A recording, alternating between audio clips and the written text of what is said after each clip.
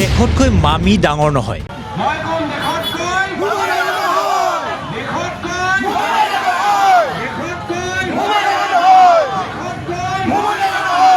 অসম প্ৰদেশ কংগ্ৰেছৰ উদ্যোগত গুৱাহাটীত সময় পৰিৱৰ্তনৰ শীৰ্ষক কাৰ্যসূচী।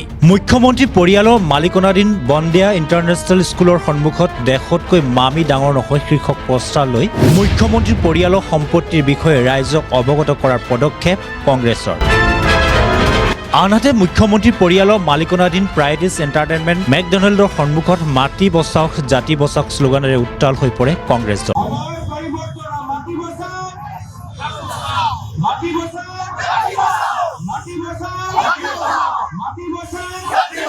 অসম বিধানসভা নিৰ্বাচনৰ দিন চমু চাপি অহাৰ লগে লগে নিজ নিজ ৰণকৌশলেৰে প্ৰচাৰত নামিছে শাসক বিৰোধীৰ প্ৰতিটো দল।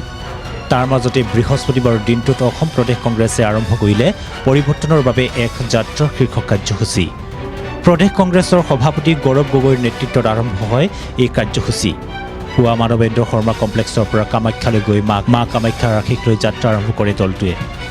এই যাত্ৰাত গৌৰৱ গগৈৰ সৈতে উপস্থিত থাকে AICCৰ সাধাৰণ সম্পাদক জিতেন্দ্ৰ সিং, বিৰোধী দলপতি দেৱব্ৰত শইকীয়া, প্ৰদেশ কংগ্ৰেছৰ প্ৰাক্তন সভাপতি ভূপেন বৰাকে ধৰি কেইবাগৰাকী জ্যেষ্ঠ নেতা। এই যাত্ৰাৰ সময়ত বন্দিয়া ইণ্টাৰনেশ্যনেল স্কুলৰ সন্মুখত প্ৰদেশ কংগ্ৰেছৰ সভাপতিগৰাকীয়ে মন্তব্য কৰে যে প্ৰায় 12,000 বিঘাৰ ভূমি মুখ্যমন্ত্ৰীৰ পৰিয়ালৰ দখলত। আনহাতে বিজেপি চৰকাৰৰ দিনত প্ৰায় 8,000 চৰকাৰী স্কুল বন্ধ হোৱাৰ কথা উল্লেখ কৰি মুখ্যমন্ত্ৰী পৰিয়ালৰ মালিকানাধীন তথা ব্যক্তিগত বিদ্যালয় বন্দিয়া ইণ্টাৰনেশ্যনেল স্কুলৰ অধিক মাচুল সন্দৰ্ভতো মত প্ৰকাশ কৰে প্ৰদেশ কংগ্ৰেছৰ সভাপতিগৰাকীয়ে। অসমৰ মুখ্যমন্ত্ৰী হিমন্ত বিশ্ব শৰ্মা ডাঙৰীয়াই আজি নিজৰ মন মানি কৰি য'তে ত'তে তেওঁ মাটি দখল কৰিবলৈ সক্ষম হৈছে। এতিয়ালৈকে আমি যিমান তথ্য পাইছো গোটেই পৰিয়ালৰ ওচৰত প্ৰায় 12,000 বিঘা অসমৰ ভূমি আছে। প্ৰায় 12,000 বিঘা মাটিৰ সম্পত্তিৰ মালিক আজি বৃহত্তৰ হিমন্ত বিশ্ব শৰ্মা ডাঙৰীয়াৰ পৰিয়াল আজি তেওঁলোকৰ দখলত আছে। আৰু সেইকাৰণে আজি ইয়াত আমি উপস্থিত হৈছো এখন স্কুল, এটা নিজি স্কুল, যি স্কুলৰ ভিতৰত দুখীয়া মানুহৰ ল'ৰা ছোৱালী যাব নোৱাৰে। এই স্কুলৰ ভিতৰত মাত্ৰ ধনী মানুহৰ ল'ৰা ছোৱালীবোৰ যাব পাৰে। ইয়াত ফিজবোৰ ইমান বেছি, ইয়াত কোনো সাধাৰণ মানুহ যাব নোৱাৰে।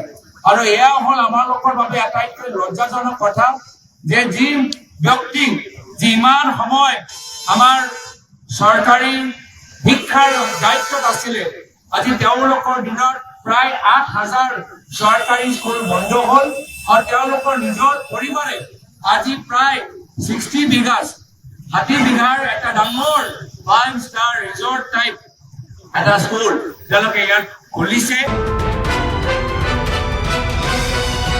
আনহাতে মহানগৰীৰ খ্ৰীষ্টান বস্তিত মুখ্যমন্ত্ৰী পৰিয়ালৰ মালিকানাধীন প্ৰাইডিছ এণ্টাৰটেইনমেণ্ট আৰু মেকডনাল্ডৰ সন্মুখত কংগ্ৰেছৰ এই যাত্ৰাৰ সময়তে বিৰোধী দলপতি দেৱব্ৰত শইকীয়াই তীব্ৰ সমালোচনা কৰে বিজেপি চৰকাৰক।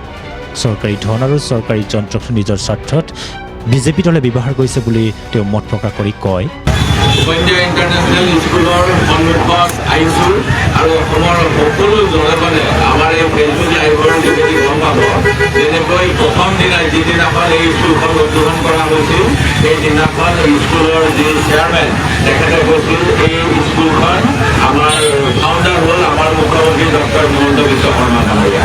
আৰু তেখেতৰ পৰৱৰ্তী সময়ত তেখেতে কয় যে আমাৰ পৰিয়ালৰ সকলোখিনি সম্পত্তি অসমৰ ৰাইজে পাব।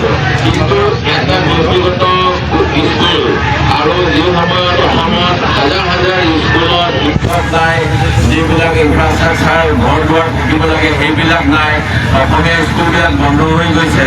সেইখিনি সময়ত অসমৰ মুখ্যমন্ত্ৰীয়ে ব্যক্তিগতভাৱে ধনী মানুহৰ বাবে এখন এনেকুৱা স্কুল অসমত চলোৱাটো অসমৰ স্বাৰ্থত কিমান দূৰ দুখী সময়ত সেই কথাটো আপোনালোকৰ যোগেৰে মই ৰাইজৰ আগলৈ দাঙি ধৰিছোঁ। সেই স্কুলখন যিহেতু ইয়াত বহুত বেছি ফিজ আৰু এই স্কুলখনৰ মুখ্যমন্ত্ৰীৰ নিজে ফাউণ্ডাৰ, যি সময়ত অসমৰ জাতি মাটি ভূমি ৰক্ষা কৰিম বুলি কৈছিল, যিটো সময়ত অসমৰ আমাৰ ভাষাৰ সংকট হৈছে, APSCৰ পৰা অসমীয়া ভাষা আঁতৰাই দিছে, অসমত CBSE কোৰ্চ লগাব বিচাৰিছে, সেইখিনি সময়ত আমাৰ অসমীয়া স্কুলবিলাকৰ যি দুৰ্দশা তেনেকুৱা সময়ত মুখ্যমন্ত্ৰীৰ পৰিয়ালৰ উৎসাহত এনেকুৱা বন্দিয়া ইণ্টাৰনেশ্যনেল স্কুলখন আমাক প্ৰয়োজন হয়নে নহয় এই কথাটো আমাৰ অসমৰ ৰাইজে আজি নিশ্চয় চিন্তা কৰাৰ প্ৰয়োজন আহি পৰিছে।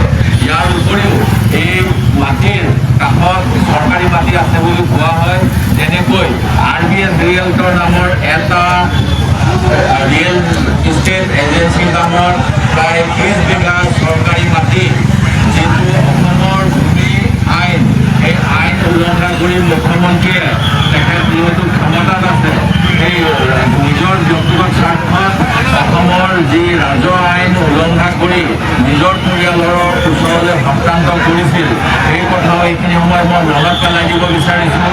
আৰু আগন্তুক সময়ত নিশ্চিতভাৱে যি দুৰ্নীতিৰ বিষয়ত বিজেপি চৰকাৰৰ শূন্য সহনশীলতা দেখা গৈছিল, সেই শূন্য সহনশীলতা যে তেওঁলোকৰ চৰকাৰৰ কেলেণ্ডাৰৰ শ্লোগান হৈ ৰ'ল, তেওঁলোকৰ বিজ্ঞাপনৰ শ্লোগান হৈ ৰ'ল, তাৰ স্পষ্ট প্ৰমাণ এই স্কুলৰ অৱস্থিতি। এই কথাখিনি আজি আমাৰ ফেচবুক লাইভৰ যোগেৰে অসমৰ ৰাইজক মই জনাইছোঁ। এনেদৰে বৃহস্পতিবাৰ দিনটোত কংগ্ৰেছৰ পৰিৱৰ্তনৰ বাবে এক যাত্ৰা শীৰ্ষক কাৰ্যসূচীত বিজেপি চৰকাৰৰ মুখ্যমন্ত্ৰীক ক্ষুৰদাৰ সমালোচনা কৰাৰ লগতে মুখ্যমন্ত্ৰী পৰিয়ালৰ সম্পত্তিৰ বিষয়ে ৰাইজক অৱগত কৰাৰ পদক্ষেপ গ্ৰহণ কৰে। এতিয়া লক্ষণীয় কথাটো হ'ল কংগ্ৰেছৰ সময় পৰিৱৰ্তনৰ যাত্ৰাই আগন্তুক নিৰ্বাচনত সঁচাকৈ আনিব পাৰিবনে পৰিৱৰ্তন, সেয়া সময়তহে লক্ষণীয় হ'ব। Report, sign on.